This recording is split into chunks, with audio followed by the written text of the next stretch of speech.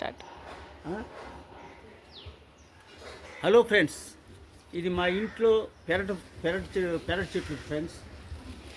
నేను మా ఇంట్లో ఒక మూఢ నమ్మకం ఉండేది ఫ్రెండ్స్. మా పెద్దవాళ్ళంతా మన ఇంట్లో అరటి చెట్లు పెంచకూడదు అని చెప్పేవాళ్ళు ఫ్రెండ్స్. కానీ నాకు ఈ ప్రకృతి ఇచ్చిన పండ్లు అవి పెంచాలనే ఆశ మనసులో చాలా ఎక్కువగా ఉండేది ఫ్రెండ్స్. అది ఉద్దేశంతో వాళ్ళ మాట వీళ్ళ మాట జవదాటకుండా నేను ఒకసారి శ్రీశైలం పోవటం జరిగింది ఫ్రెండ్స్. శ్రీశైలంలో పాలధార పంచదార వద్ద ఒక స్వామీజీని కలవటం జరిగింది.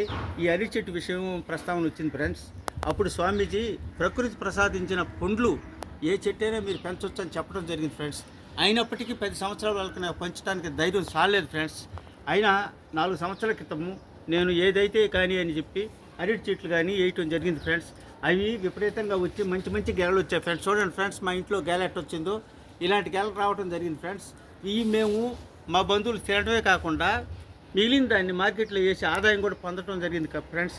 కాబట్టి మీరు స్వామీజీ చెప్పినట్టు ప్రకృతి ప్రసాదించిన పండ్లను మనం తిని మనకు ఆరోగ్యాన్ని ఇచ్చే పండ్లను పెంచి ఈ వాస్తులు మూఢనమ్మకాలను వెన్నాడతారని ఈ చిన్న వీడియో చేయటం జరిగింది ఫ్రెండ్స్.